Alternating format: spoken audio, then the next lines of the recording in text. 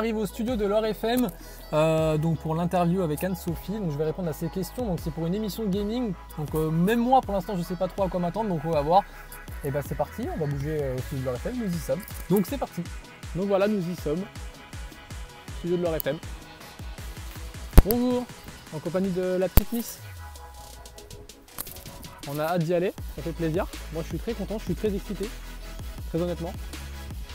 Donc je suppose que l'entrée c'est par là.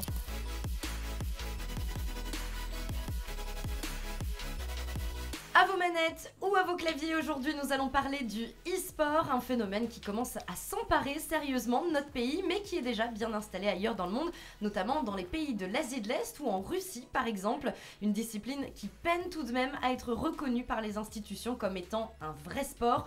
Beaucoup d'idées reçues persistent autour du e-sport. Et bien pour décrypter tout ça avec nous, nous recevons tout de suite Inexus2Z, joueur de e-sport sur Halo et également youtubeur. Alors salut Inexus. Bah salut Anso, comment tu vas? Bah ça va très bien et toi? Bah moi ça va super, je suis très heureux d'être là. Et ben en tout cas merci d'avoir accepté notre invitation. Raconte-nous un petit peu comment t'es tombé dans le e-sport toi? Eh bien là-bas je suis fan d'e-sport. Voilà, j'apprécie l'e-sport, je regardais énormément de vidéos concernant l'e-sport parce que quand je voyais les joueurs remporter des tournois, etc. Moi je voulais absolument faire ce genre de choses. Pour moi c'est un moyen de m'évader entre guillemets, c'est une passion, donc je me dis voilà, comme je suis gamer à côté, je me dis pourquoi pas faire de l'e-sport étant donné que c'est un domaine qui à la base quand j'ai commencé était pas très répandu. Donc je me suis dit bah pourquoi pas essayer l'e-sport et c'est comme ça, c'est juste en fait parce que je suis fan d'e-sport à la base. D'accord, donc toi t'as commencé directement sur Halo ou est-ce que t'es passé par d'autres jeux avant? Alors à la base j'ai commencé sur Halo parce que je touche la saga depuis mes 4 ans, donc depuis Halo 1 et j'ai commencé... aujourd'hui? Donc là j'ai 20 ans. D'accord. Donc ça fait vraiment très très longtemps que je joue à Halo et j'ai commencé donc le multijoueur de Halo en 2009, plus précisément sur Halo 3. Et donc après bah, j'ai voulu enchaîner, faire de la compétition parce que je voyais des gens faire ça, j'avais des amis à moi qui faisaient ça. Donc c'est à partir d'Halo 3 vraiment où j'ai commencé à me perfectionner sur Halo quoi. Et du coup ça t'a pris longtemps pour te professionnaliser parce que tu m'as dit qu'actuellement tu tiens les tops en France sur la saga Halo justement. Ouais alors à vrai dire là on est déjà à Halo 5, donc Halo 5 est sorti en 2015, donc effectivement ça m'a pris quand même énormément de temps parce qu'à la base j'étais un joueur très solo en fait, je jouais dans mon coin etc, j'avais pas forcément de personnes avec qui jouer ou alors je jouais avec 2-3 copains rapidement sur le jeu. Quand j'ai voulu vraiment me perfectionner c'est là que j'ai commencé à trouver des collègues, ce qu'on appelle des teammates dans le monde de l'e-sport. Et là, effectivement, bah là, j'ai commencé un peu à me développer, tout ça. Donc, ça m'a pris un peu de temps quand même, ouais. Ouais, donc quelques années, hein. Au moins quelques années, au moins 2-3 bonnes années, ouais. Et alors, il y a beaucoup de gens qui considèrent justement que le e-sport, c'est pas vraiment un sport. Qu'est-ce que tu as à leur répondre? Eh bien, j'ai envie de dire que c'est un peu le contraire, parce qu'en fait, on a cette vision du jeu vidéo comme un moyen de divertissement, en fait. Et les gens se rendent pas compte que derrière, pour faire de l'e-sport, il faut de l'entraînement, il faut de la stratégie, ça demande des heures de jeu aussi, parce que je vais pas le mentir, je joue énormément aux jeux vidéo déjà depuis tout petit, et je joue vraiment peut-être 4-5 heures par jour. Donc en soi, ça demande énormément de temps. Donc rien que pour ça, je peux dire que l'e-sport, c'est vraiment un sport parce que c'est comme le foot, c'est comme le basket, ça demande un jeu d'équipe au final. Et donc, comme tu le dis, il faut absolument s'entraîner parce que si on s'entraîne pas, on peut pas progresser. C'est ça. Comme un sport. Ouais, en fait, il faut vraiment s'entraîner, il faut jouer des heures et il n'y a pas de secret. Hein. Les personnes qui jouent longtemps à ces jeux-là, c'est généralement les personnes qui réussissent parce que si on a un temps de jeu réduit, on peut pas évoluer, il y a des choses à apprendre, il faut regarder les streams, il faut regarder des gens qui jouent aussi à Halo, des professionnels, surtout des gros professionnels américains par exemple pour assimiler leurs mouvements et essayer de voir comment les gens se déplacent sur une carte par exemple, vraiment c'est très technique comme jeu. Et puis comme tu le disais aussi, ça demande énormément de stratégie, il faut élaborer des stratégies avec ta team ou avec d'autres joueurs qui te rejoignent sur une partie. Voilà c'est ça en fait, quand on joue une petite partie comme ça tout seul, on a une possibilité de parler en game avec les autres joueurs. Après, c'est vrai que c'est quand même mieux de le faire avec ses propres collègues. Mais comme tu l'as dit, ouais, il faut de la communication. C'est-à-dire qu'en partie, on reste pas muet. On parle sans arrêt, on indique la position des ennemis, on indique comment pousser sur la carte, comment se placer, etc. Quand il y a un peu trop de morts dans notre équipe, il faut essayer de se placer, faire en sorte qu'on donne le moins de morts possible. Donc c'est très technique. Et donc, de 1, ça demande beaucoup d'entraînement, ça demande beaucoup d'investissement personnel parce que ça prend du temps. Et au niveau matériel également, j'imagine que c'est quand même un sport qui doit coûter cher au final. Alors oui, effectivement, au niveau matériel, parce qu'on joue quand même avec des manettes personnalisées. Je pense que ça se répand assez souvent maintenant. On l'a vu la première fois plutôt sur PC, parce que sur PC, il y avait des souris qui étaient très personnalisées.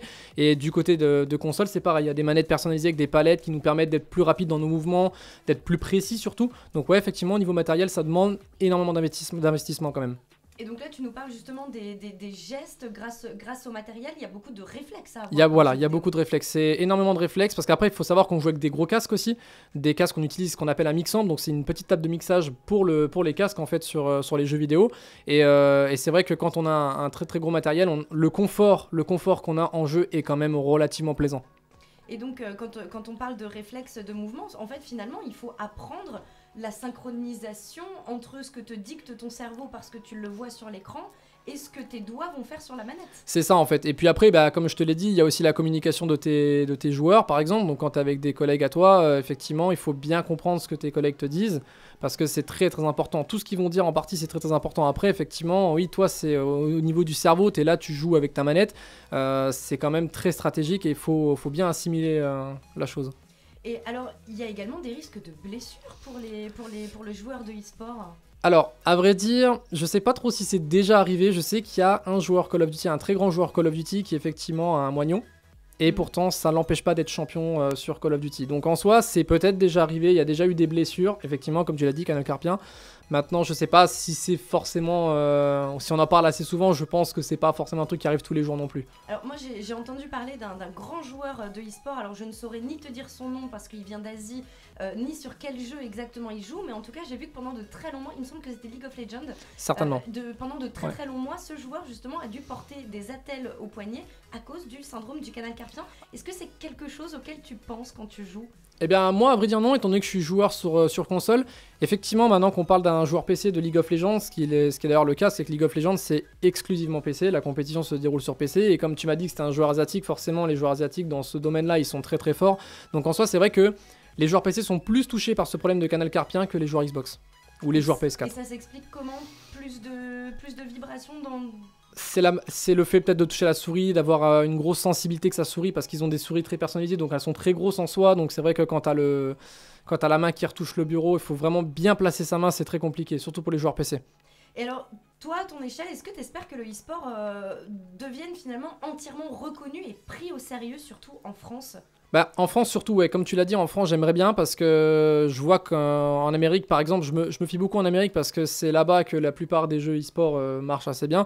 Donc j'aimerais vraiment qu'en France ça se développe énormément, qu'on puisse avoir plus de moyens, peut-être plus de matériel, parce que quand il y a des associations qui donnent du matériel, nous derrière on est ravis. Et c'est comme ça que l'e-sport en France ça fonctionne, c'est qu'il faut que ça soit reconnu, il faut qu'il y ait quelque chose, qu'on nous dise voilà l'e-sport maintenant c'est un sport, ce n'est plus un moyen de divertissement. Et est-ce que ça te fait plaisir quand tu vois que par exemple il y a des chaînes de télévision qui commencent à diffuser des compétitions de e-sport ? Bien sûr, ça me fait plaisir. J'ai vu récemment que beIN Sport diffusait un peu de FIFA par exemple. Il diffusait aussi du League of Legends, donc des gros tournois, genre LCS par exemple. Donc c'est vraiment, ça fait vraiment plaisir de voir quand même des chaînes qui s'intéressent à l'e-sport. Après, ce que j'aimerais c'est qu'on s'intéresse aussi à des jeux qui effectivement n'ont peut-être pas encore une grosse place en France. Ce qui est le cas avec Halo surtout. Avec Halo, ça se développe en France, mais c'est pas aussi développé qu'un League of Legends par exemple.